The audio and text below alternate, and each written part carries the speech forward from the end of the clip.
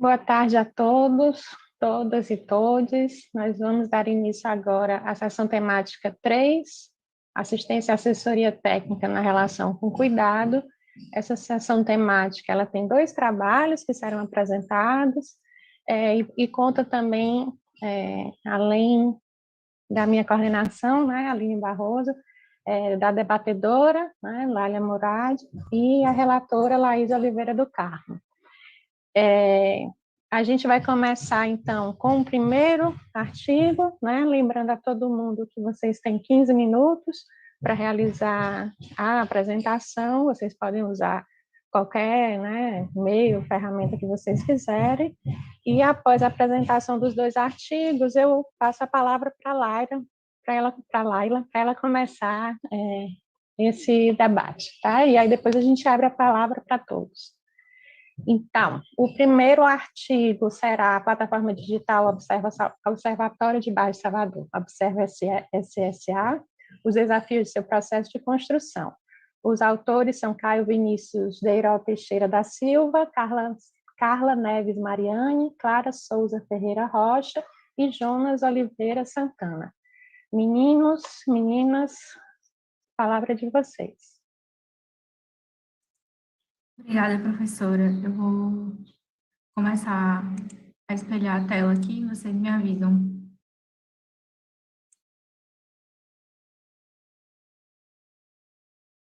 Já está aparecendo? Já está aparecendo. Tá sim, só não está no modo apresentação. Não sei.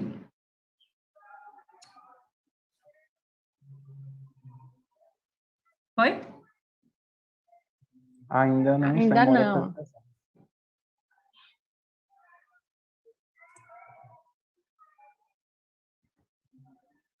Foi? Foi? Tá com delay. Não.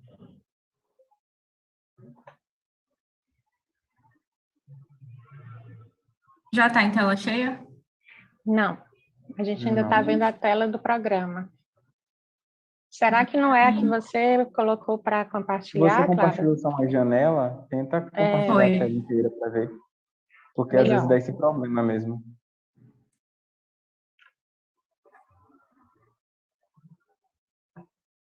Vamos ver se agora vai.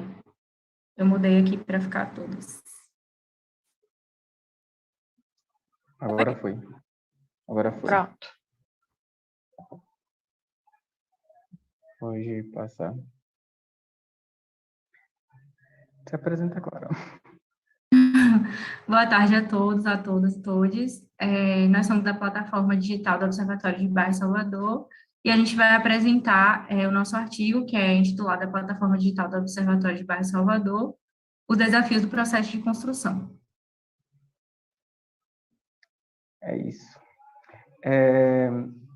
Como a Clara mencionou, o nosso artigo é a plataforma do Observatório de Bairro Salvador, então, na construção do artigo, antes das discussões propriamente ditas, nós fizemos todo um resgate de todas as etapas que se fizeram, né, anteriormente à concretização da plataforma.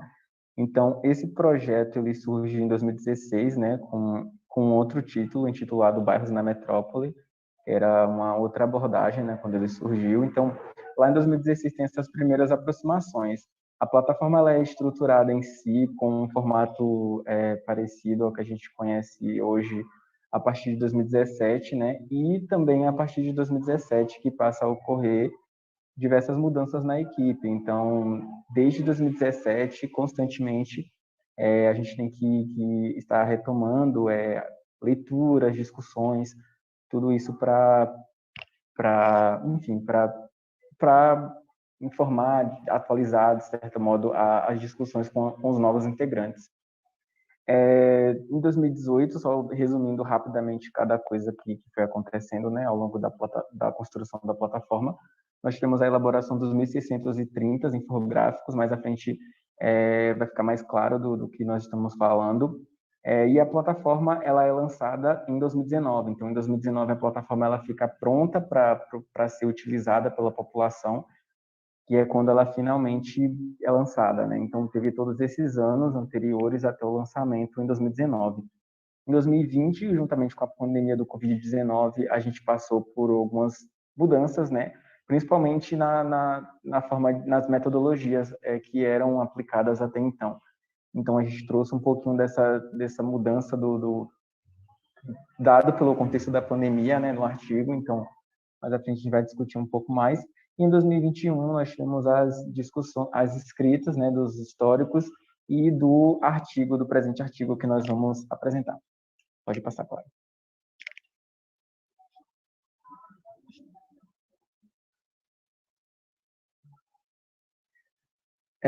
Um pouquinho da metodologia, né, que foi aplicada para a construção da plataforma. Inicialmente houve as pesquisas dialética, onde as equipes elas iam a campo, né, para poder conversar com a população, discutir um pouquinho do que eles esperavam de uma plataforma com o perfil de um observatório de bairros, né, do que eles esperavam, o que eles achavam que deveria aparecer, que deveria ter nessa plataforma. Então, inicialmente houve essas pesquisas. Após isso, vem as leituras e as discussões dentro da própria equipe para se entender o que é um observatório, o que são bairros e participação. Então, para discutir e entender dentro da própria equipe o que são esses conceitos que são os principais para a plataforma. Após essas discussões, houve as aplicações de entrevistas e questionários, né, também em campo com a população, para poder, enfim, entender um pouquinho do que essas pessoas conheciam sobre esses assuntos, do que eles esperavam enfim, para que deveria ter dentro dessa plataforma, sugestões e tudo mais. E também houve um levantamento sobre os vários observatórios com um perfil parecido que existia no Brasil e no mundo. Então, todas essas etapas, elas serviram para a construção das abas, né, que constam no site hoje. Então, essa foi a metodologia aplicada para se chegar às abas, ao menu que nós temos hoje lá, disponível no site. E a metodologia para a construção dos históricos, que inicialmente foi pensado para ocorrer em bibliotecas, né, tanto na própria UFBA quanto outras bibliotecas de Salvador, e devido à pandemia isso acabou sendo modificado. Então a gente passou a se concentrar em repositórios, em anais, enfim, em conteúdos que tivessem de forma mais acessíveis de forma online. Então, dissertações de mestrados, doutorados, enfim, trabalhos acadêmicos que estão disponíveis na internet para a construção dos artigos. Passa, Clara.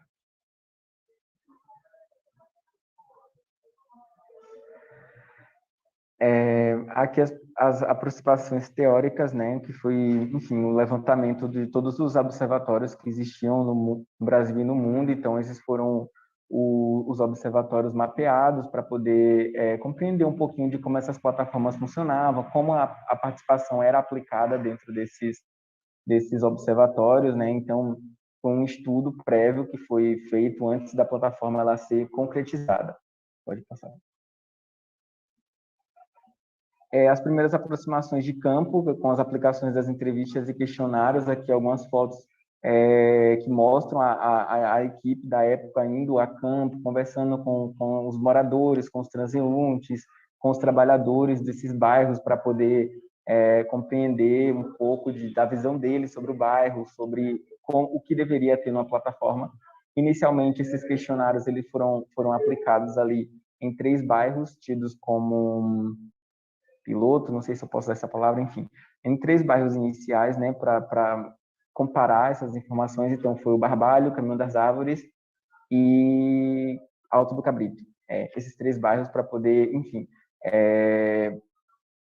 coletar o máximo de diversidade de informações. Tanto um bairro que trouxesse a realidade do Centro Histórico de Salvador, um bairro que trouxesse a realidade ali do subúrbio, e um bairro da Orla que trouxesse a realidade da Orla Atlântica de Salvador. Seria o Caminho das Árvores. Pode passar.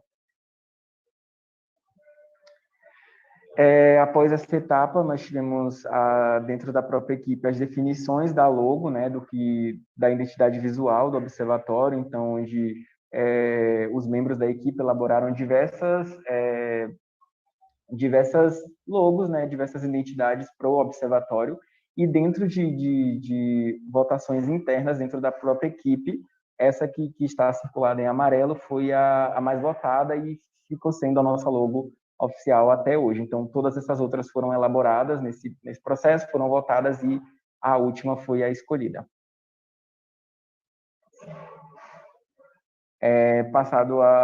Também nessa mesma fase, houve a definição do layout da página, né, para, enfim, definir como aquelas informações que pretendia se disponibilizar seria visualmente postada na página. Então, seguindo a mesma metodologia das logos, então, vários modelos foram elaborados, votados dentro da própria equipe, e o último modelo aqui foi o escolhido, né, para ser a definição do layout da página.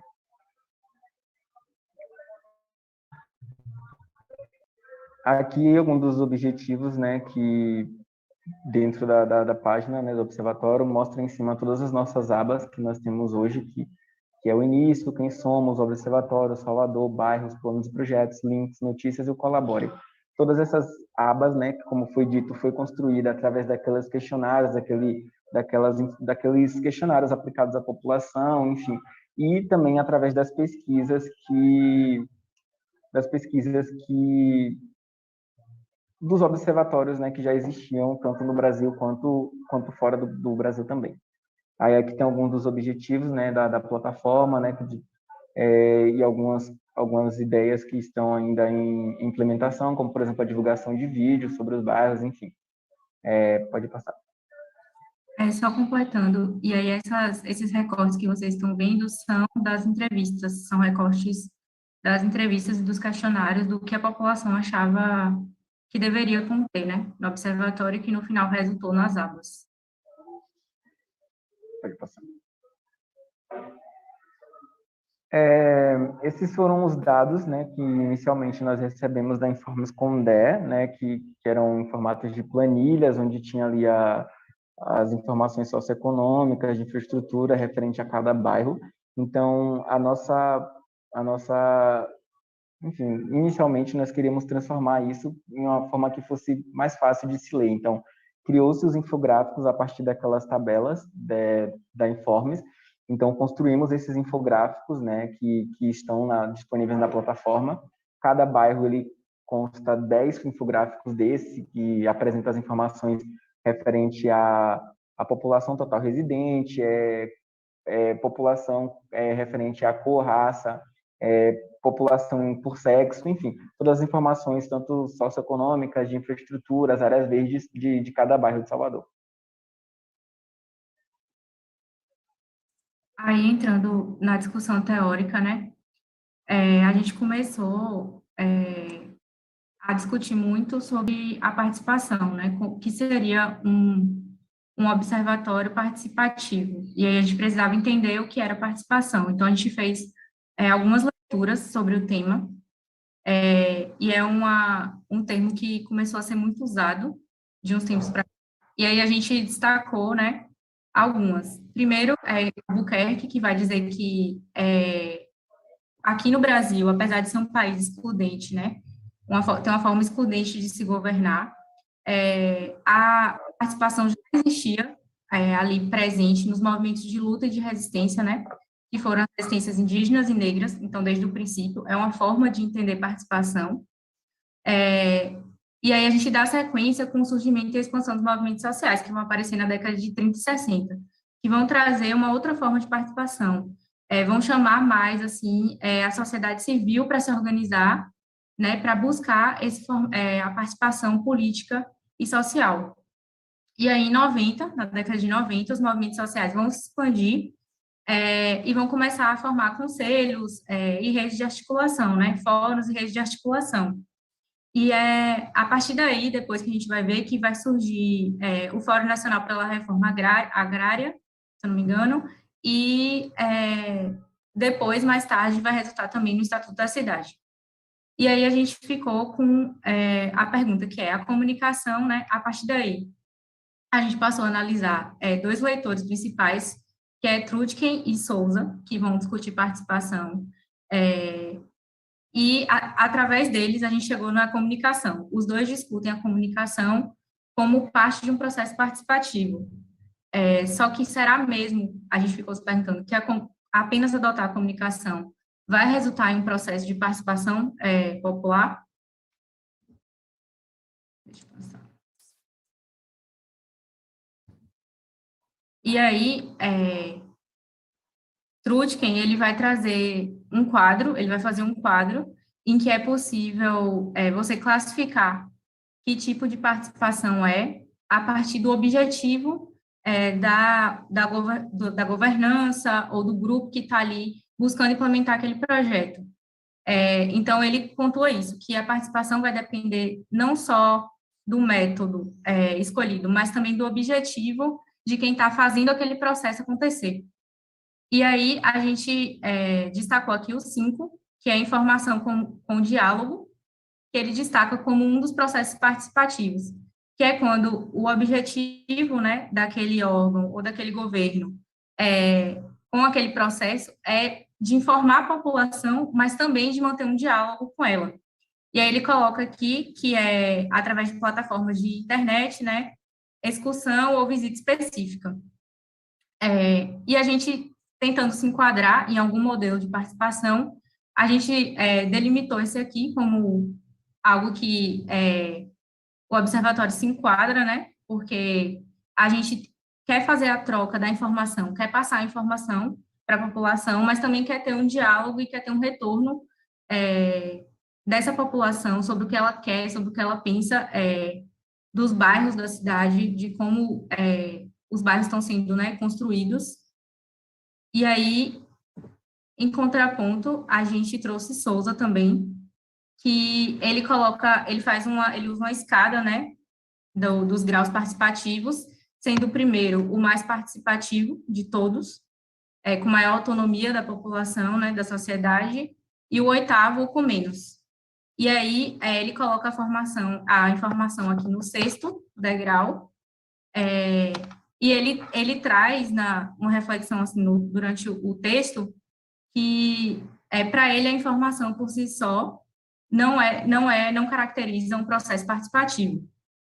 Porém, ele se encontra ali com o Trutken ao dizer que, dependendo do objetivo também, de quem está fazendo esse processo, pode ser sim que a informação se torne algo participativo, dependendo das ferramentas que estão sendo usadas para que isso aconteça. E aí, em 1980, tem o Fórum Nacional da Reforma Urbana, né, que vai resultar no capítulo da Constituição de 1988, e em 2001 tem o Estatuto da Cidade, que é o grande marco aí, que vai regular, né, ou tentar regular e fazer valer as leis que gerem o urbano e a cidade, né, e os direitos também. E aí, a gente trouxe também contraponto a ONU e os observatórios urbanos, né, o que é que são esses observatórios, que a ONU vai definir a partir dos anos 2000, a importância desses observatórios para coletar os dados das cidades e facilitar ou possibilitar gestões públicas de melhor qualidade. E aí, por que a gente escolheu a Escola do Bairro? Porque, apesar de a ONU, né, tratar como observatórios urbanos, o urbano é uma escala muito grande para se analisar. E aí, quando a gente partir para a leitura de Topalov, ele vai dizer que o bairro o primeiro local ali em que a troca comunitária vai acontecer, em que a vida vai acontecer. Então, tipo, a gente escolheu essa escala por ser uma escala que a gente consegue dar conta e por ser esse primeiro momento de troca dentro do urbano da população, do social.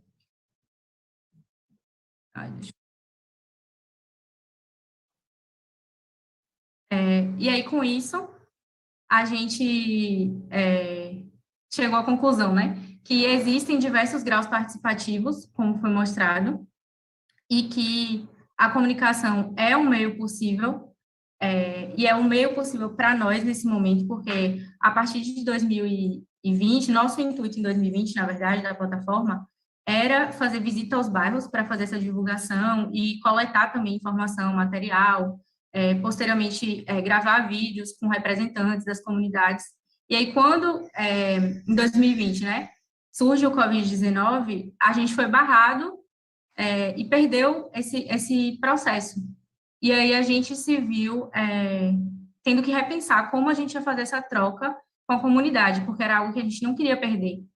Então, a partir do Instagram, a gente resolve intensificar o uso do Instagram como um meio de trocar ali com quem está vivenciando os bairros na cidade. E para a gente, assim, foi muito importante no início, porque, principalmente ali nos meses iniciais da pandemia, a gente recebia muita procura dos movimentos sociais, né, para divulgar a ajuda que estava acontecendo nos bairros, enfim. E aí a gente trouxe o Instagram como ferramenta e segue sendo a principal ferramenta de troca com a população. Os desafios enfrentados, que é a limitação de recursos humanos e financeiros, porque atualmente contamos com um bolsista, eu sou voluntária e agora entrou mais alguns voluntários. E a manutenção da plataforma, que é um desafio pela limitação justamente de recursos humanos e financeiros. É isso, obrigada. Obrigada, meninos, Clara e Jonas. Obrigado, gente. Estou perturbando um pouco sobre o tempo, porque a gente não pode atrasar a sessão, tá? Então, agora vai ver a apresentação do segundo artigo intitulado Contestando Práticas Urbanas Neoliberais, análise da relação entre movimentos sociais e acadêmicos no Centro Antigo de Salvador, Júlia Mendes Rocha, que é a autora. Júlia, a palavra é toda sua. Olá, boa tarde. Vou compartilhar aqui a minha tela com a apresentação. Só dei uma olhadinha se vai ficar em tela cheia ou se ficou em tela cheia? Ou ficou? Ah, sim. Ah, ótimo. Então, vamos começar, gente. Boa tarde a todas, a todos e a todos. Meu nome é Júlia Rocha e eu vou apresentar, né, o meu artigo que fez parte da minha tese de mestrado, que eu desenvolvi em Bruxelas, né, junto à Universidade Livre de Bruxelas. E eu queria agradecer, né, a possibilidade de estar aqui apresentando meu trabalho nesse seminário. E também, antes de começar minha fala, eu queria agradecer a todas as pessoas envolvidas nessa pesquisa, porque essa investigação, né, como eu vou explicar um pouco mais à frente, ela foi feita através de entrevistas. E eu gostaria de agradecer a todas as pessoas que toparam, né, fazer essa troca comigo num contexto pandêmico, né? E eu dedico aí essa apresentação e esse artigo a todas essas pessoas. Então, vou começar. O título, né, do meu artigo é Contestando Práticas Urbanas Neoliberais, análise da relação entre movimentos sociais e acadêmicos no Centro Antigo de Salvador. E essa estrutura, né, da minha fala hoje, primeiro eu vou apresentar o objetivo desse meu artigo, a metodologia utilizada e a discussão dos resultados. Eu preferi, para esse momento, não apresentar uma discussão muito teórica, né, justamente para poder focar mais nessa discussão, né, dos resultados. Então, o objetivo é entender a relação entre acadêmicos e movimentos sociais de resistência urbana, destacando como essa relação tem contestado práticas urbanas neoliberais no Centro Antigo de Salvador, Bahia. Então, alinhado com o tema central, né, do URBA, que é Por uma Arte de Cultivar e Esperançar Cidades, esse meu artigo ele busca entender o campo do urbanismo e suas relações, principalmente vinculado ao eixo da formação, não como um instrumento do neoliberalismo, mas como um mecanismo de contestação. Então, essa investigação ela envolve o papel dos acadêmicos e dos habitantes nesse espaço de contestação, reconhecendo o binarismo, né, que existe entre esses dois atores, mas também a potência dessa relação. E é importante mencionar também, né, como já foi dito, que esse artigo ele foi extraído da minha tese de mestrado, finalizada agora em julho, e desenvolvida dentro de um mestrado de estudos urbanos em Bruxelas. Então, existiu também o desejo de trazer para um público europeu enraizado, né, em teorias mais do norte global e nessa produção de conhecimento científico mais tradicional, a urgência de outras realidades urbanas, né, nesse caso, o Centro Antigo de Salvador. Territórios que trazem essa necessidade do reconhecimento de uma praxis mais ampla e heterogênea da produção do conhecimento. Então, né, indo para a metodologia utilizada, como eu comentei, o território de investigação é o Centro Antigo de Salvador, justamente por ser, né, um cenário de ameaças neoliberais constantes e, ao mesmo tempo, palco de diversos exemplos de contestação urbana, né? Através dos movimentos sociais e do crescente envolvimento da universidade, dos acadêmicos e pesquisadores. O método de investigação foi a investigação qualitativa, através de entrevistas semi-estruturadas, e foram escolhidos 4 estudos de caso, representados por 4 movimentos sociais, políticos e culturais do Centro Antigo. E a escolha desses movimentos se deu pela relação deles, né, com acadêmicos e pesquisadores. E os movimentos são a Associação Amigos do GG, Residentes da Gamboa de Baixo, Movimento Nosso Bairro 2 de Julho, Centro Cultural Ladeira da Preguiça e Artífices da Ladeira da Conceição. E em cada um desses estudos de caso foram entrevistados pelo menos uma pesquisadora e um representante, né, desses movimentos sociais, justamente para permitir uma análise de diferentes perspectivas de cada estudo de caso. Bom, entrando aqui na discussão dos resultados, agora eu vou dar uma explicada, né, o que é essa relação entre academia e comunidade.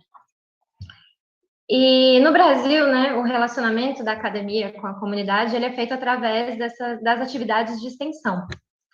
E há uma variedade de práticas extensionistas no Brasil, né, uma grande variedade, que podem seguir escolhas políticas e metodológicas bem contraditórias, promovendo, então, diferentes tipos de relação. Um desses tipos de relação é a assistência técnica, né, que foi formalizada como lei em 2008 e bastante popularizada, que é mais focada na questão da prestação de serviços, assumindo, então, um papel técnico e hierárquico bem relevante em serviços de um caráter mais pontual.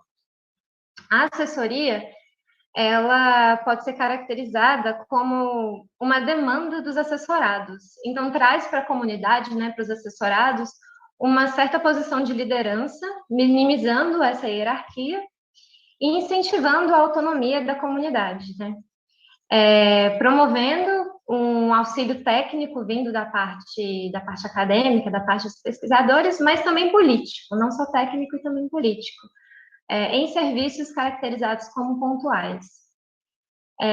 Num contramovimento aos efeitos restritivos de uma prática extensionista pautada apenas por uma prestação de serviços, foi possível identificar no curso das entrevistas, né, uma discussão crescente sobre uma metodologia alternativa de relacionamento entre comunidade e pesquisadores, que foi referenciada, né, nessas entrevistas como colaboração ou aliança.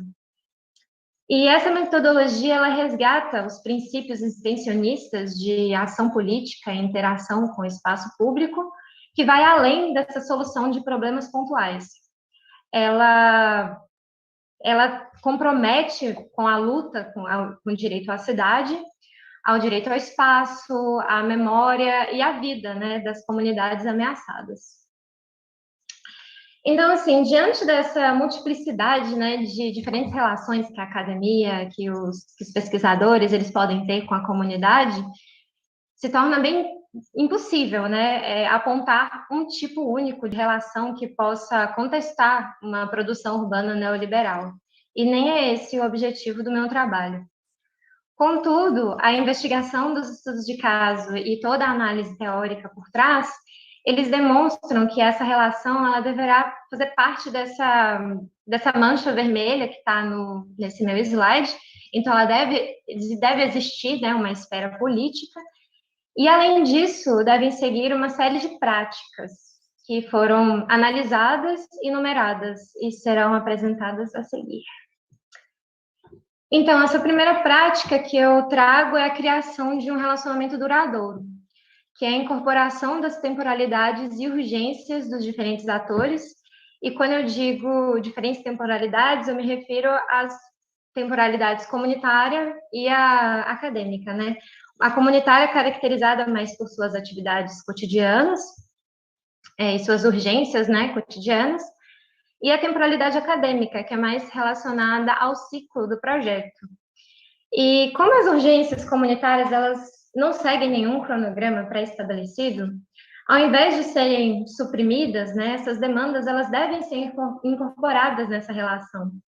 Isso justamente para que o vínculo do pesquisador com a comunidade, ele possa ser reforçado, saindo dessa escala da urgência pontual, da própria urgência da comunidade, e se tornando uma ação contínua, né, de maior escala, que poderá ser multiplicada nos espaços de contestação e fortalecida, né, no território. O segundo ponto que eu trago é desfazer a hierarquia do saber, que é a ruptura da relação entre colonizador e colonizado e, consequentemente, com a dicotomia de superior e inferior, que é essa ruptura de uma visão do pesquisador como especialista e da visão estigmatizada do conhecimento popular, né? Principalmente quando vimos da população negra e pobre.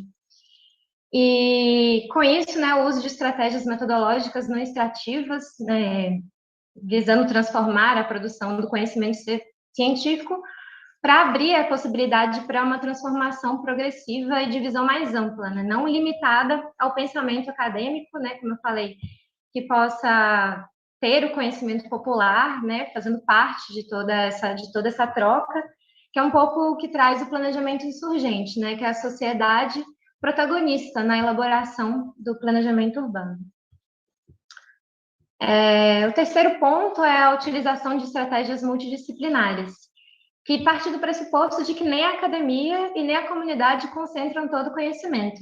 Então, essa complementação de disciplinas que permite reunir a ampla experiência prática, né, dos movimentos, então sua experiência no território, das lutas urbanas diárias, com a legitimidade e responsabilidade técnica que vem dos pesquisadores. E sem partir de uma ideia, né, de que os atores estão numa mesma posição, porque não estão, mas deve-se criar esse pacto de respeitabilidade entre eles, né, perante toda essa multidisciplinaridade. E outro ponto importante também que eu trago é a importância da comunicação com outras disciplinas, né, que vão até um pouco além das disciplinas que são dialogadas no momento dessa relação, especialmente as relacionadas com a assistência jurídica, né? Isso quando a gente vê a complexidade da luta contra essas ameaças neoliberais, é muito importante, né, ter uma multidisciplinaridade e assistência jurídica como um suporte. O quarto ponto é a imersão, que é a superação da produção conservadora do conhecimento científico através de uma praxis extramuros, transdisciplinar e aberta. Isso eu trago um pouco do Boaventura Souza Santos, né, que ele traz um pouco essa pluriversidade do saber e sair, né, desse espaço fechado e tradicional científico da academia para uma prática extramuros, que isso faz com que, né, além de se trazer para o território toda a discussão, a quebra também de estigmas, né, que acontece da própria comunidade. O quinto ponto é a responsabilidade social, a elaboração de um resultado tangível para a comunidade que vai além do projeto acadêmico, visando a real mudança das realidades urbanas, né? Então, sair desse projeto, do projeto acadêmico e entrar na realidade urbana como projetos socialmente comprometidos com as lutas comunitárias, né? Isso para a prevenção das relações extrativistas entre comunidade e acadêmicos. E o sexto e final ponto é incentivar a autonomia da comunidade, com a construção de novas formas de política urbana que possam ser apropriadas pelos habitantes. Isso é muito importante porque as ameaças, né, territoriais, elas são contínuas e elas não se esgotam só no momento de uma relação, num processo de uma relação. Então, é muito importante, né, que as comunidades elas tenham autonomia desses mecanismos de lutas necessários para uma efetiva contestação à produção neoliberal, né? Essa luta ela nunca termina, ela é contínua e é importante que a comunidade se aproprie, né, desses mecanismos. Então, assim, para concluir, né, diante de toda essa investigação, né, com as entrevistas e com todo esse apoio teórico, eu pude concluir que os atos de resistência contra as transformações urbanas, despejos forçados e ameaças de gentrificação, eles vêm garantindo a permanência de habitantes vulneráveis e mudando lentamente o curso da produção urbana no centro histórico da cidade de Salvador. Então, dessa forma, enquanto houver uma relação entre os pesquisadores e a comunidade, haverá resistência, haverá essa força, né, de se resistir e o estímulo, né, de que essa resistência ela se torne cada vez mais forte. E por essa razão, né, eu trago que os pesquisadores eles devem estar conscientes do seu papel social no desempenho, juntamente com os habitantes, da contestação das práticas urbanas neoliberais. E eu concluo minha fala com isso. Muito, muito obrigada. E podemos entrar para a discussão. Acho que eu falei até menos do que o tempo necessário. Obrigada, Júlia. De nada. Agora eu passo a palavra para a Laila, para ela ter seus primeiros comentários, para incitar o debate. Bom, boa tarde a todos e todas, né, todos. Quero dizer que foi um prazer ler o trabalho de vocês, né? São trabalhos extremamente cuidadosos, comprometidos, né, com a luta, né, por uma cidade mais justa, mais igualitária, né?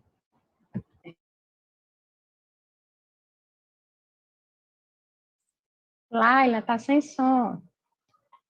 Ops, que Pronto. pena. Então, assim, de novo, né? Boa tarde, né? Quero dizer que foi um prazer ler o trabalho de vocês, né? A apresentação de vocês também estava um primor, né? E agradecer também pelo convite, né? Eu sou professora do programa de pós-graduação em Território, Ambiente e Sociedade da Universidade Católica de Salvador, e colega, né? Colega de vocês da UFBA, né?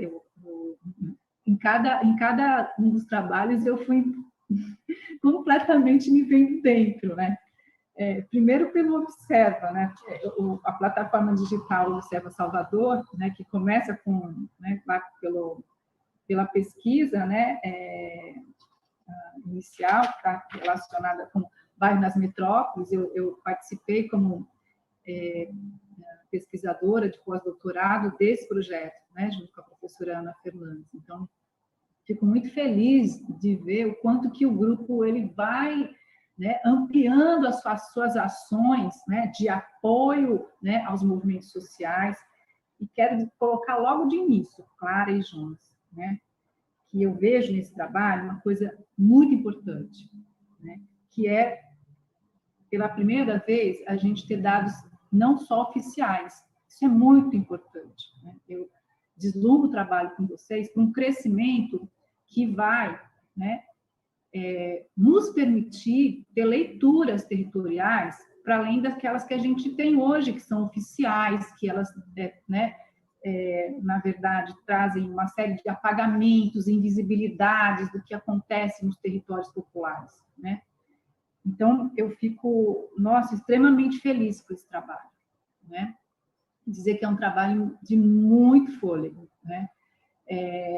Fiquei encantada, assim, da maneira como vocês escreveram o artigo, porque vocês conseguiram, em 12 páginas, né, colocar o nível de detalhe que acontece nas relações de um grupo de pesquisa, né, da forma tanto do processo do processo de elaboração da plataforma, das dificuldades que vocês encontraram, né? E aí, assim, né, eu falei assim, nossa, como é que foi tão claro, né, e tão importante mostrar essas questões, né? Parece, na maioria das vezes, né, as pessoas vão lá falando, trazendo, né, as questões centrais, né, que se mobilizaram entre a relação do pesquisador e os movimentos sociais, e não dizem, né, às vezes não porque não querem dizer, mas assim, tem tanto problema no dia a dia, né, que deixa isso, né, por exemplo, vocês falarem da dificuldade, né, como chegou no infogramas, como discutiu, né, a questão né, da metodologia junto à comunidade, como é que, né, trabalhou e na verdade, se estabeleceu o embate, né, para definir as teses em relação ao conceito de participação popular, né?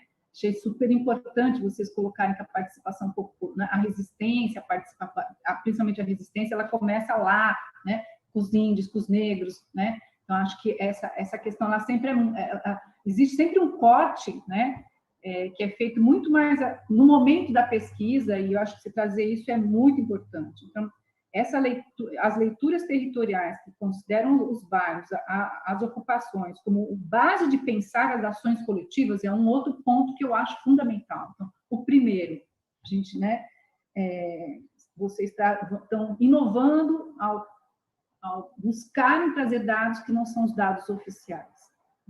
Estão inovando, né, ao trabalhar as leituras territoriais, né, para embasar, subsidiar os bairros de ocupações, os territórios populares para as ações coletivas. E aí não são só os bairros, também são, né, são sementes plantadas, né, para que as assessorias possam também juntas, né, trazer processos de contestações dos projetos urbanos que atravessam hoje vários territórios populares em Salvador, não só no centro, né? Então, eu acho que só essas duas questões já são, assim, para mim, essenciais, né? Que, né, o fato de vocês construírem os dados como forma de fortalecimento social, né, de contestação dos processos de planejamento hegemônico e liberal, né, é muito importante, né? E aí vocês me deixaram muito inquieta, né? Eu fiquei numa inquietude aqui do meu lado. Meu Deus, como é, né? Quando vocês colocaram a questão dos desafios, né? Que vocês começaram, né? Inicialmente com alguns bairros, né? E aí vocês falam assim, não, mas para esse projeto continuar, a gente tem muita dificuldade do recurso humano, né? Financeiro também, mas recurso humano, né? E aí, né, eu fiquei pensando nisso, né? E aí eu já lanço para vocês aí a questão, né? Eu acho que um projeto desse é um projeto que precisa alcançar mais que um grupo social, né? Ou se não mais que um grupo social, né? Envolver né, diferentes disciplinas, né, e não só diferentes disciplinas, mas vou dar um exemplo claro, sem rodeios, né? Se vocês forem, eu comecei a ficar pensando assim, 163 bairros, em quanto tempo eles vão conseguir fazer, né, chegar na última comunidade, né? Como é que eles vão trabalhar? Como é que eles vão enfrentar essa dificuldade de redução de bolsistas? A questão da metodologia, parece que a metodologia ela acaba tendo que ser adaptada em função de cada situação do momento, né? Vocês encontraram aí um caminho em função do Covid, né? Mas eu fiquei pensando assim, né? Seria bem interessante, Clara e Jonas, se vocês pudessem, né, sugerir, né, disciplina que trabalhasse sobre essa temática, sobre esse projeto, né? E que aí vocês tivessem, né, nessa disciplina, uma disciplina que atravessa a pós e a graduação, com alunos da pós-graduação e da graduação, e que pudessem aí, em 2 semestres, né, ter como desenvolvimento, né, ações, né, ações do chão, né? Ações que vão da escuta, que vão do tratamento dos dados, né? Desses vários, né? Enfim, fiquei pensando nessa problemática que vocês trouxeram, né? Porque a escala do bairro é uma escala muito singular, né? É isso que vocês falaram, a escala da proximidade, né? É onde a vida cotidiana do bairro acontece, né? Então, eu fiquei pensando muito nisso, né? De vocês, enfim, de vocês terem aí uma alternativa para superar, né? Essa possibilidade, esse desafio que vocês têm aí. E eu digo isso pela prática, né? A gente está também trabalhando no bairro de Saramandaia, fazendo escuta de processos de violação, né? Estamos construindo a matriz de danos materiais e imateriais na comunidade de Saramandaia, não, no bairro da Paz e da quilômetro 17 e Vila Romana e Jardim Abaeté. Está sendo atravessado por um grande projeto de macrodrenagem e que, né, está removendo e continua removendo quase 480 famílias, né, uma remoção forçada. E aí a gente concentrou, assim, trabalho de extensão, né, disciplina que a gente ofereceu esse ano, em 2 semestres, né, buscando envolver o maior número de estudantes, né, tanto da graduação como da pós, para ajudar nessa ação, né, contra-hegemônica, né, nessa ação de contestação, né. Então, o que eu queria, né, trazer é essa reflexão, né, porque a rotatividade dos participantes de um grupo de pesquisa, ela se dá em vários grupos, viu, Clara e Jonas? Não é só nessa pesquisa que vocês estão realizando, né? Em Saramandaia, eu participei só no período que eu tive, né, na coordenação técnica de Saramandaia, foram 13 bolsistas de iniciação científica, né? E aí é uma questão séria, porque você, né, tem um processo de formação, né? Você continua naquela relação onde a comunidade tem um ritmo, né, acelerado, porque as coisas estão acontecendo na comunidade, né? E ao mesmo tempo você está sempre tendo que formar, que é importante o processo de formação, né? Mas esse corpo mais estável, né, ele é fundamental para o projeto, né? Então, o que eu queria aqui trazer para você, né, para vocês, né, como é que vocês estão pensando nisso? Eu pensei nisso, né? Como é que vocês estão pensando nesses novos desafios? Porque você colocou os desafios e colocou, quando você finalizou vocês finalizaram a apresentação, isso ficou muito, né, subliminar, né? E quem está lá, né, na ação do chão, sabe que isso é fundamental, né? O desafio que vocês colocaram, né, é fundamental. Eu queria que vocês falassem um pouco sobre isso. Como é que vocês estão pretendendo dar esse salto, né? Porque é preciso, né, de uma estratégia que amplie mais a possibilidade, que potencialize mais esse trabalho, né? Porque, de fato, para as comunidades, né, ela ter, né, esse poder, né, que a comunidade sabe o que acontece, que está acontecendo lá, mas ela ter essa possibilidade de, né, de colocar isso numa rede, né, de estampar as necessidades, de contestar, né, e de pensar no seu espaço, no seu território, né, é muito importante. Eu queria dar os parabéns, porque é um trabalho muito importante, que eu acho que ele precisa alcançar, assim, né, mais potência do ponto de vista do apoio, né? E aí, digo logo, né, como sugestão, disciplinas que articulem, e pode ser, inclusive, viu, gente, interinstitucional, pensem em, né, porque como o processo é grande, é uma disciplina interinstitucional, ou mesmo articulando vários cursos na mesma disciplina, né, que numa mesma disciplina e que possa, né, movimentar, né? Até fiz a divisão depois, 163 bairros, quantos alunos teria, quantos semestres, enfim, né? E tudo isso num processo de comprometimento, não é um fazimento, né? Mas não, processo de formação, porque eu acho que acho que uma das coisas mais importantes é o pé no chão. O pé no chão toca, o pé no chão ele move, ele forma, né? O pé no território, a escuta, ela transforma o estudante, o professor, né? E essa relação da troca de saberes também, né? Dos dois lados. Então, eu queria dar os parabéns aí e quero cutucar esse negócio para, né, ampliar. Aí já vou direto, eu posso abrir aí, ela falar, né?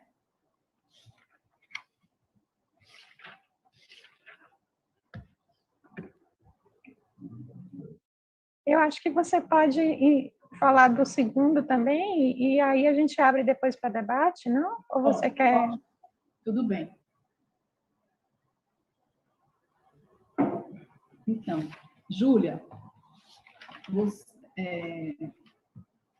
lindo o seu trabalho também, Júlia.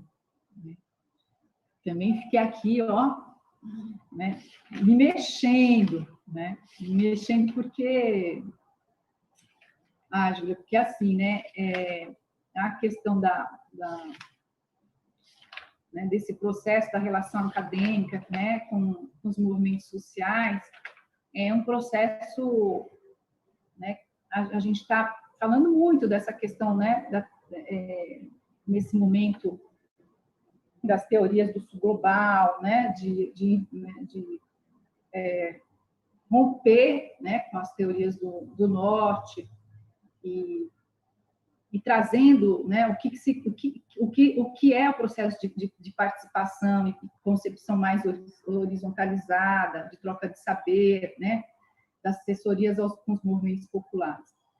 Mas isso também, né, essa experiência, né, desses processos de participação e troca de saber através de contestação de projetos neoliberais, ela já também vem acontecendo há muito tempo, né, no Brasil, né? Fundamentalmente através dos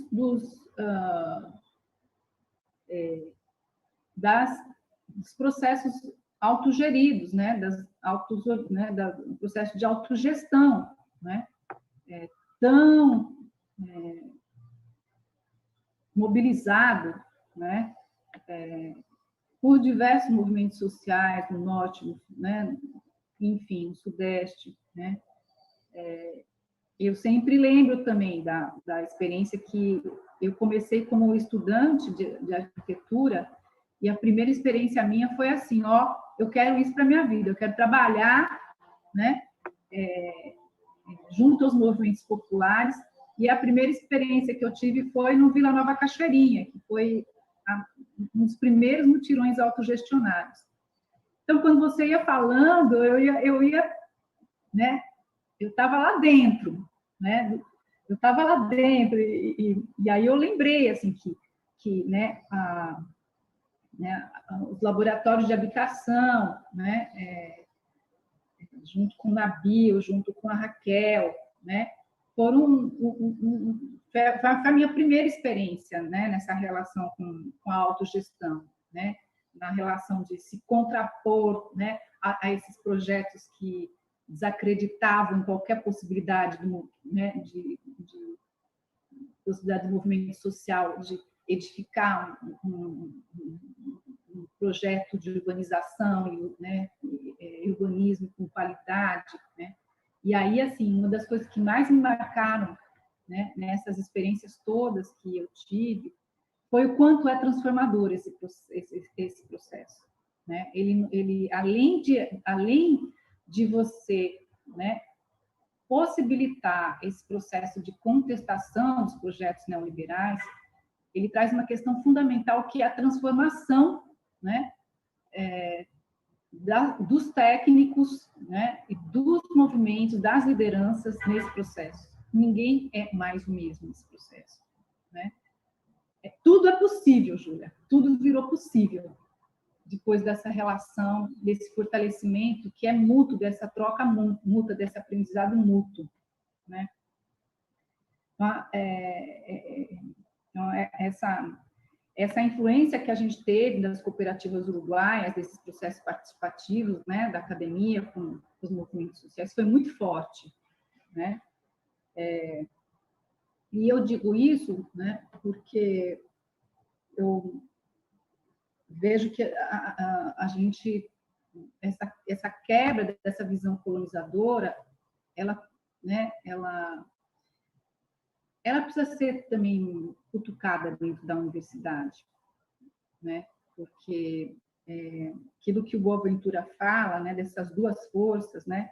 Uma força que está dentro da universidade formando, né, as pessoas na perspectiva de um conhecimento econômico valioso, e a outra que é a pressão para o uso do conhecimento acadêmico de uma forma mais respeitosa e socialmente mais inclusiva. Eu acho que esse é um ponto muito importante, né? Porque o fato é que a gente tem muito pouca gente nesse campo atuando, né? Você trouxe essas experiências, né? Elas são experiências importantes, elas se ampliaram muito no Brasil como um todo, mas ainda é muito poucas pessoas atuando nesse campo, né? A gente precisa ganhar, né, essa disputa por essa cidade mais justa, né? E eu acho que tenho certeza que isso passa pela universidade, né? E passar pela universidade significa a universidade também mudar as relações da sua estrutura de ensino, né? Eu digo isso porque no grupo de pesquisa que eu e outros professores fazemos em conjunto, a gente perde muito estudando iniciação científica no meio da pesquisa, Júlia, né? No meio da pesquisa para os escritórios de arquitetura, né? Tanto na privada como na pública, né? Eu ficava chocada, né? Quando a gente estava no meio de uma pesquisa na UFBA e o aluno falou assim, olha, agora já não, né? Agora eu vou, né? Agora vou para o escritório, né? Como se a pesquisa fosse um segundo. Eu estou dizendo pesquisa, mas eu estou dizendo, não é pesquisa, mas é a pesquisa relacionada com essas suas experiências que você traz, né? Que são pesquisa contestatória, que são pesquisa que propõe outra forma de pensar e agir no campo do planejamento. Então, eu acho que esse é um ponto para mim que é muito, né, é muito importante, né? Porque senão a gente fica eu lembro que assim, né? Eu lembro que até hoje no processo de avaliação, né? A Aline deve saber disso, nos processos de avaliação dos programas, né? Dos cursos, né? Um trabalho, né? De extensão, né? Ele é importante para o conjunto de professores que estão ali puxando isso, né? Mas para o CNPq, para as estruturas, né, avaliatórias, isso ainda é muito pouco, né, reconhecido. E aí quem são, né? Quem são aqueles profissionais que a gente está lá, né? Os embates em relação a projetos neoliberais são de profissionais, arquitetos e urbanistas formados e que precisam mudar essa lógica, né? Eles que estão produzindo, né? Lógico, junto com o Estado, junto com diversas forças do mercado, do capital, enfim, né? Mas eu acho que essa é uma questão muito importante de ser refletida, né? Quando você traz também, né, essa questão da assistência técnica, né, da aprovação da lei de assistência técnica em 2008, né, que é bastante voltada para a prestação de serviço, extremamente diferente da assessoria, que tem uma relação política de compromisso com os movimentos sociais, né, bem distintas, né. Na assessoria é o movimento que escolhe quem vai estar lá, né, junto com você nessa luta, né. Mas eu queria te dizer que a questão da assistência técnica, na sua concepção original, ela não foi pensada dessa maneira. Lá na Política Nacional de Habitação, ela foi pensada como a democratização do acesso à arquitetura e urbanismo, né? E esse processo se perde por essas forças, né? Essas diversas forças aí, diferentes forças sociais que capturaram e viraram isso para ser, de uma certa maneira, né, uma prestação de serviço, uma reserva de mercado, né? Mas ela assim, é surpreendente assim quando você vê, né, uma leitura dessa, assessoria, assistência técnica, né, os movimentos populares, e ver esse problema, né? E esse é um problema porque tem recurso para isso, né? Com certeza. Mas ela não foi pensada, isso se perdeu no caminho, né? Não é nem se perdeu, isso foi capturado, exatamente por essas forças neoliberais, ou pelo menos, né? Enfim, se não neoliberais, né? Não é o mesmo conceito que foi pensado lá naquele momento. É isso, eu quero ler a sua tese, né? Mas, assim, importantíssimo esse trabalho. Só uma última observação, quando você termina falando os atos de resistência contra as transformações urbanas, os despejos forçados e as ameaças de gentrificação são o que vem garantindo a permanência dos habitantes vulneráveis, né? Sugiro que você tire esses vulneráveis, porque são habitantes potentes, né? Eles já não são mais vulneráveis nesse processo todo de relação, né? De contestação, de luta, eles já se transformaram, eles deixaram de ser, né? Ele está numa outra relação de enfrentamento da cidade, né? Fortalecidos, né? Por ambas as relações aí, né? De ambos os lados, tanto um quanto o outro, né? Tanto a academia quanto os movimentos sociais. Eu digo academia porque ela aprende muito com os movimentos sociais, né? E é isso, parabéns pelo trabalho, Júlia, parabéns. Obrigada, Laila, pelas incitações para o início do debate, né? Agora eu gostaria de abrir a palavra para os participantes. Eu vi aqui no chat do YouTube que Eliana já fez uma pergunta, mas eu queria saber se existem outras pessoas que querem perguntar. E aí vocês podem perguntar oralmente mesmo ou via chat, tá? Enquanto isso, eu vou ler aqui a pergunta de Eliana do YouTube. Ela pergunta quais os principais limites, dificuldades e possibilidades que vocês identificam nas atividades de assessoria técnica. Como o cuidado aparece? Aline, posso perguntar? Claro. Olá, pessoal. Oi, Clara. Oi, Jonas. Oi, Júlia. Prazer ouvir vocês. Júlia, eu queria fazer um comentário sobre o seu trabalho, além de dizer, né, que os trabalhos apresentados são ótimos, as questões que Laila colocou são ótimas, e eu queria pensar um pouco, Júlia, sobre o que você apresentou para a gente, que eu sei que não é o seu trabalho, né, porque, enfim, não caberia em 10 minutos ou 15, não sei quanto tempo foi dado, mas eu senti um pouco de falta de ouvir as pessoas com quem você conversou, porque acabou ficando uma interpretação que a gente não sabe de onde ela saiu, né? Na verdade, essa interpretação. Então, assim, são os seus 6 elementos de conclusão, são elementos bem bem concatenados e bem credíveis do ponto de vista, né, do raciocínio, do pensamento, etc., mas em que medida ele está relacionado com a Ana Caminha, com o seu Edmilson, com o pessoal do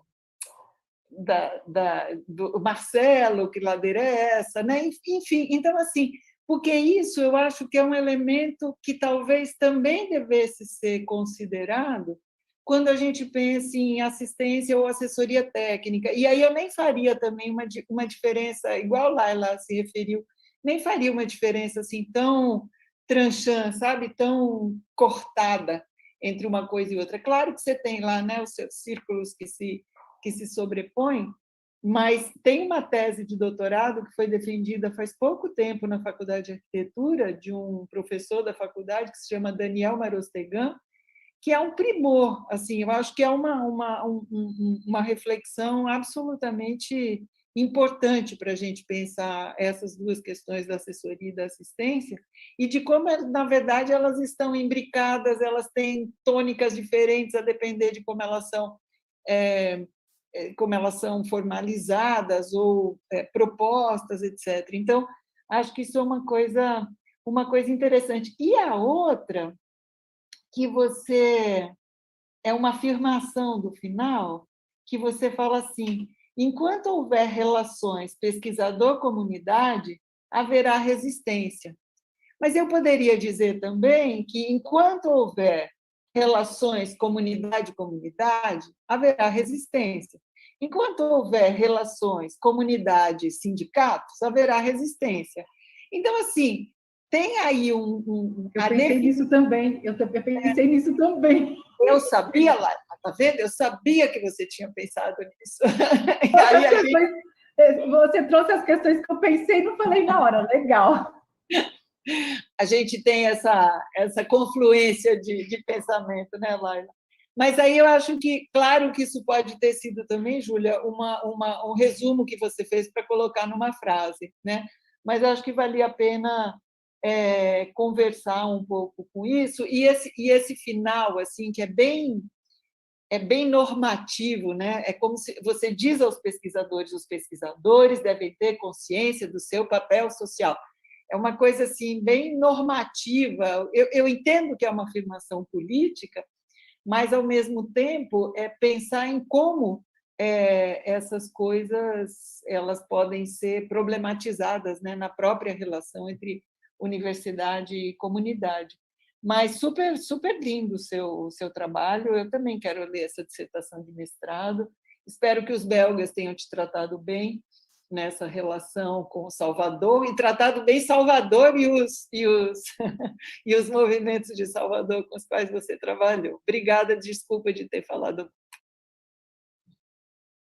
Obrigada, Ana. Posso responder algumas questões ainda? Pode sim, Júlia. Só vou completar, porque tem mais uma perguntinha que é rápida, e aí eu acho que você já faz tudo no bolo, tá? E aí Mariana está perguntando como é que ela faz, onde é que sua dissertação está disponível. Para você respondê-la também, tá?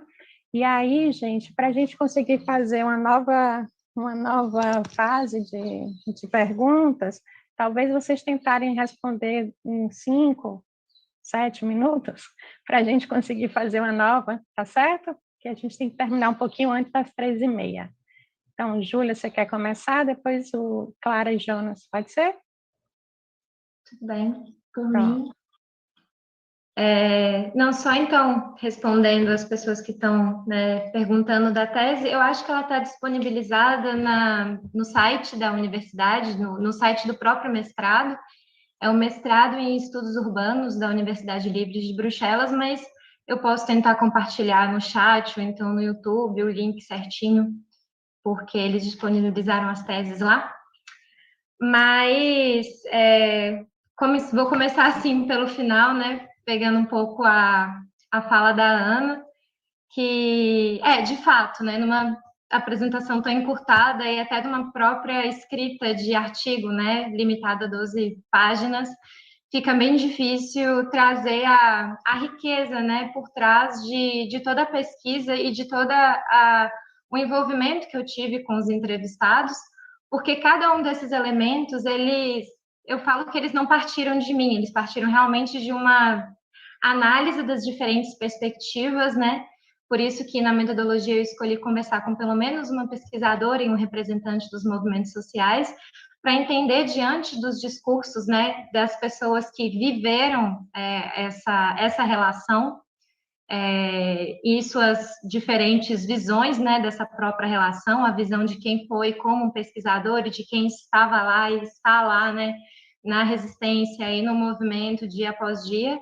E realmente, né, isso foi tudo construído, né, a partir dessas falas. Então, na minha tese, é cheio de citações mesmo, eu preferi, né, preservar o anonimato das pessoas, mas elas foram construídas, esses temas foram construídos a partir de citações, inclusive a minha metodologia para transcrever, né, todas essas falas em elementos, ela foi muito cuidadosa. Então, tem tudo mais detalhado, né, na tese, mas eu separei, né, todas as falas em eixos e linkei esses eixos com teorias e fui, né, tentando construir mesmo um resumo bem resumido em seis categorias, né? Mas construídas a partir das experiências vividas pelos próprios atores, né, dessa relação.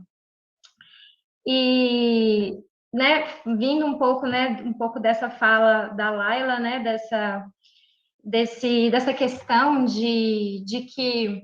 da importância dessa relação existir e de como ela pode até se perder, né, que você comentou que muitos dos pesquisadores, eles acabam indo para escritórios e tal.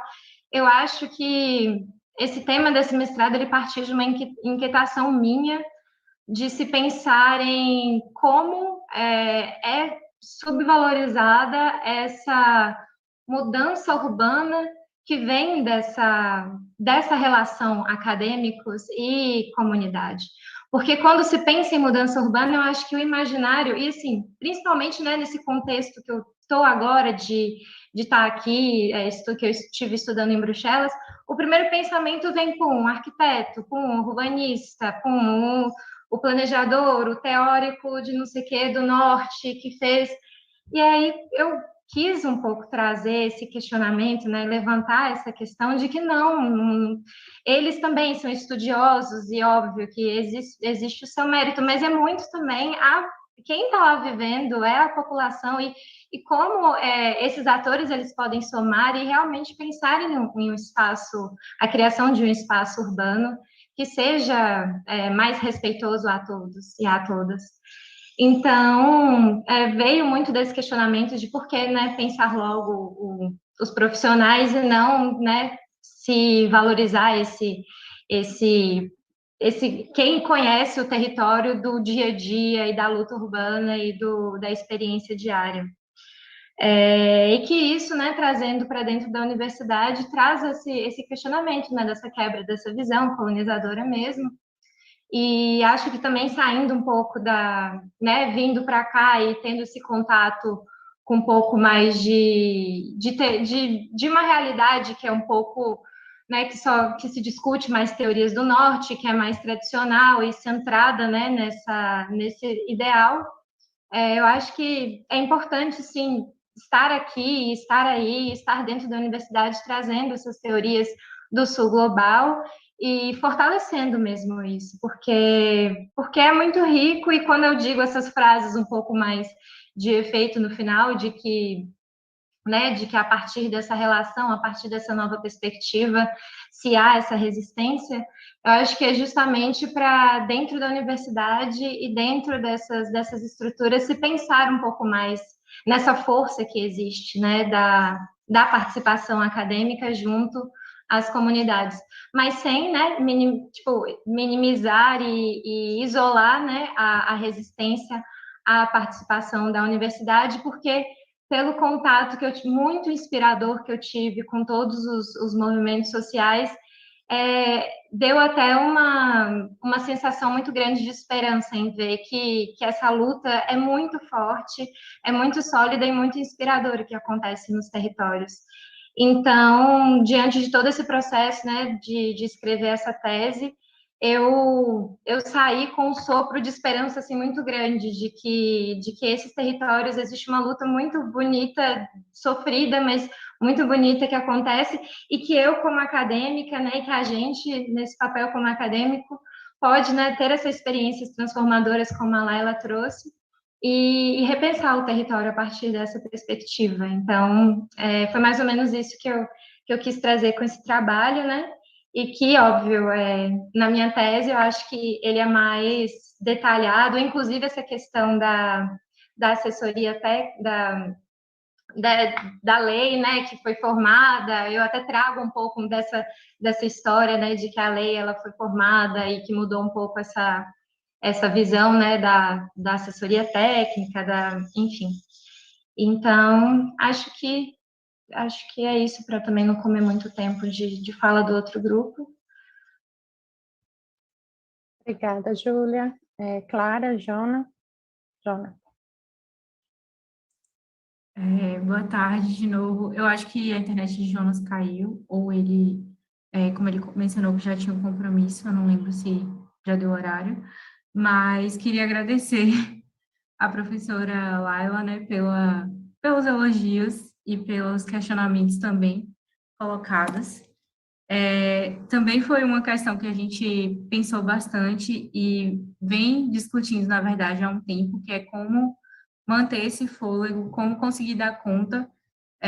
A prefeitura ainda, né, aprovou a criação dos 7 novos bairros, então agora são 170 e não 163, o que vai gerar aí alguns trabalhos além dos históricos de mais 7 bairros.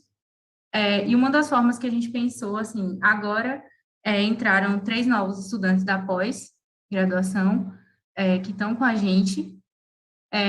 Já tiveram outros estudantes de pós também participando do processo, mas, de fato, a gente nunca tinha pensado nesse sentido de linkar o observatório a uma matéria na universidade. Eu acho que, pensando assim do ponto de vista, do meu ponto de vista, né, enquanto estudante de graduação ainda, acho muito interessante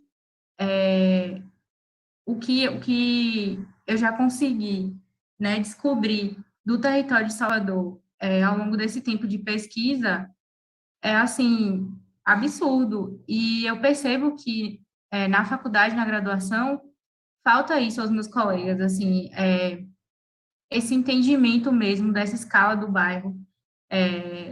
Chega a ser absurdo, assim, e de pessoas que moram aqui, que residem em Salvador, porque tem muito estudante da UFBA que não era daqui, eu não sou de Salvador, inclusive, mas que já mora aqui há um certo tempo, gente que é daqui principalmente e que não conhece a cidade. Então, acho que trazer esse recorte para dentro da sala de aula seria bem interessante. Acho que pode gerar bons frutos, inclusive com outras disciplinas, né, como você mencionou. Eu acho que é uma saída e existe uma possibilidade nisso. Acho que daria bastante fôlego, porque realmente é muito conteúdo. A gente tem uma aba no site que é de planos e projetos, que a gente ainda não conseguiu nem inicializar, nem dar conta de parar para... a gente começou a parar, né, para analisar os dados assim mais a fundo esse ano, e é muito conteúdo, assim, apesar de ter escolhido essa escala, né, isso é uma escala muito importante, ainda é muito amplo, assim, pelo número de bairros que tem em Salvador. Então, acho que a gente vai levar isso com certeza para as nossas próximas reuniões, né? Pensar esse formato, como atrair mais pessoas, como dar conta dessa demanda. A gente pensou também, junto até com a professora Ana Fernandes, em convidar pessoas que já escreveram sobre alguns bairros aqui de Salvador, né? Com maior propriedade. Convidar essas pessoas para escrever os históricos desses bairros, o que também ajudaria bastante na demanda. E aí a gente está pensando nesses caminhos, assim, mas não lembro se teve mais alguma pergunta, mas foi mais ou menos isso que a gente pensou para tentar dar conta dessa demanda. Obrigada, Clara. Acho que o Joel quer fazer uma pergunta também? A gente ainda tem aí uns 4 minutinhos, 5, então acho que dá tempo para mais uma pergunta só. Eu Joel? vou fazer bem rapidinho. Primeiro, assim, saudade enorme de Laila, faz acho que uns 30 anos que a gente não se vê pessoalmente, mas uma militância enorme, né, muito longa lá nos mutirões de São Paulo, enfim, né? Prazer te ouvir. Mas eu queria fazer meu comentário em relação ao Observa. Já comentei com alguns membros do Observa como é importante o trabalho que eles desenvolveram. Tanto é que a gente está tentando aqui na Federal do Sul da Bahia montar uma réplica, emprestando a ideia, fazendo o que a gente chama Observatório Universidade com C, né? Quer dizer, esse é a nossa proposta. Então, inspirado no trabalho de vocês, que eu acho fenomenal. Aqui, como a gente não tem, as cidades são pequenas, então é difícil você, exceto Itabuna e Ilhéus, que caracteriza ter bairros, né? As cidades pequenas não têm uma configuração de bairro, né? Elas são um pouco centro, um pouco de aglomerado em torno do centro. Então, o que a gente está focando aqui é trabalhar com a cidade como um todo, e não com os bairros como vocês fizeram, mas a ideia de vocês foi super legal e a gente, só para dizer meus parabéns, e a gente vai tentar replicar por aqui. Em breve a gente pode compartilhar com vocês o que a gente fez. Em relação à fala da Júlia, eu queria, na verdade, acho que contestar a Laila, né? Mas eu queria que a Júlia que comentasse. Não sei se isso é possível, como se fosse um debate eleitoral. Mas em relação, Laila, à questão da artes, né? Que, aproveitando a fala da Júlia, você fez essa avaliação de que ela foi capturada pelo mercado, né?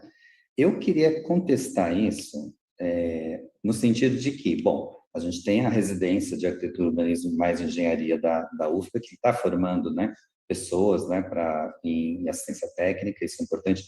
Existe um movimento nacional liderado pelo CAL, né, que está fazendo isso, e nesse momento a gente está na UFSB montando um curso de especialização em artes. Eu acho que tem uma potência muito grande, e que, ao contrário da gente ficar simplesmente com os escritórios modelos dentro da faculdade, com sonho, ideologia, a gente tem que virar isso uma coisa de escala de massa, né? E aí, a artes, né, a conquista histórica dos arquitetos, né, do Eugen Fritz até o Zezél, né, quer dizer, tem uma história toda em relação a isso. Então, eu queria contestar um pouco essa sua, né, taxativamente foi capturada pelo mercado, mas da potência que ela tem, eu gostaria de um comentário da Júlia em relação a isso, né, que saiu dela essa primeira reflexão, se fosse possível. Obrigado, prazer enorme te ver, Laila. Obrigada, Joel. A gente tem uma segunda pergunta de Ana Lu, e aí eu acho que se os meninos conseguirem, né, responder as duas de uma forma sintética, a Ana Lu está perguntando como vocês acham que esses trabalhos de pesquisa e extensão contribuem na formação de vocês como arquitetos urbanistas. Então, acho que para fazer essa finalização, né, Júlia e Clara podem aí ter uns 3 minutinhos para responder e finalizar essa mesa. Meninas, com vocês. Eu posso começar, então? Bom, só um minutinho. Laila também, se ela quiser finalizar, também tem mais uns 3 minutinhos, tá? Obrigada. Pode falar, Júlia. Não, tentando ser muito breve num assunto que daria para se discutir por muito tempo, óbvio. Então, essa questão da assistência técnica, né, pela minha pesquisa, eu acho que ela, como a Ana até comentou, é muito difícil, né? Eu acho que eu fiz isso na minha tese, muito mais para conseguir explicar até para o público que eu estava, né, dialogando, né, um público daqui que não conhece realmente essa gama de relacionamentos que existem entre comunidade e a academia, né? Então, eu tentei tentar colocar um pouco em caixas, o que não dá, o que é muito difícil de se colocar em caixas, mas essa questão da assistência técnica, né, e do que a Laila comentou, eu acredito que ela se enquadra um pouco dentro até do próprio desenvolver da minha fala no final, né, desses aspectos, né, que trazem uma relação capaz de se pensar em novas formas de produzir o território.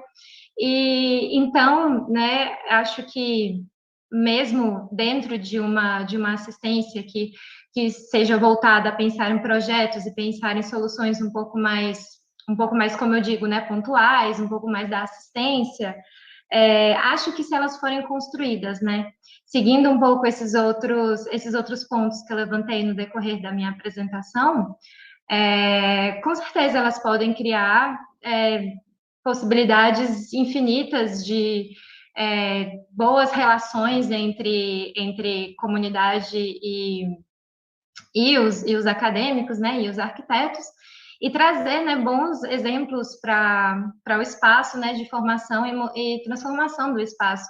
Então, acho que não é só a caracterização do tipo de atividade em si, tanto que, né, a gente tem que ter muito cuidado na hora de trazer isso, mas como isso tudo é desenvolvido no processo, né, como essa relação ela é feita, e todos aqueles outros pontos que eu fui trazendo ao longo da minha apresentação. Então, tentando ser muito breve. Obrigada, Júlia. Clara? Respondendo Ana Lu, agradecendo primeiro a Joel, muito obrigada mais uma vez. Eu acho que foi um pouco da minha resposta também para a Laila, que eu acho que entra no ponto de conhecer mesmo, não só conhecer a cidade, mas conhecer as pessoas que estão nesses territórios, a demanda dessas pessoas. Então, para mim, acho que o observatório tem proporcionado isso, apesar de que, assim, acho que o mais interessante seria realmente, como o Laila pontuou, ir a campo, apesar da dificuldade de abranger todo o território, mas, querendo ou não, mesmo a gente ficando limitado, né, a partir de 2020, ao uso da plataforma do Instagram para poder fazer essas trocas, mesmo assim, a gente conseguiu ter uma proximidade com as pessoas que fazem a cidade, que estão ali no bairro, no dia a dia, que estão enfrentando as dificuldades, e conhecer mesmo a população. E acho que isso, para o arquiteto, é fundamental, entender o que é que a população precisa, de fato, ali na cidade. Acho que faz muita diferença. Obrigada, Clara. Laila, você tem 2 minutinhos. Eu só quero agradecer, né, a Júlia e a Clara, e ao Joel também pela crítica, né? Acho muito importante, Joel, porque a gente não... Isso que eu falei para a Júlia, né? Eu levei um susto quando a Júlia fez essa avaliação, né? E aí eu acho que a gente tem que tomar cuidado com o que a gente fala, porque existe sim, né, trabalhos, prestação de serviços que não tem nenhuma relação de compromisso com a comunidade, mas a nossa, né, a história toda da construção desse processo, como eu disse, ele permeou por uma outra concepção, né? Então, obrigada também pela sua, né, pela sua crítica mesmo, né? E Clara, né? E estou muito feliz aí, continuo, né? Vocês têm uma parceira aí nessa ajuda aí, né? Se vocês quiserem montar uma disciplina interinstitucional, a gente estamos juntos. E Júlia, obrigada. Olha aí, coisa boa. Hã? Coisa boa, já estamos montando parcerias aí. E Júlia, parabéns pelo trabalho e manda para a gente ler, porque daí a gente, né, consegue também dialogar melhor. Vou colocar aqui no chat, quero o feedback de todo mundo. Gente, então, pontualmente às 15h30, a gente encerra a terceira sessão temática. Agradeço a todo mundo pela participação. Marina, me desculpe, mas não deu para ler sua pergunta, mas se as meninas puderem ver pelo chat e tentar responder, tá certo? Então, boa tarde a todos. Eu acho que agora pode encerrar, né, a transmissão para o início da próxima. Acho que continua aqui mesmo, viu?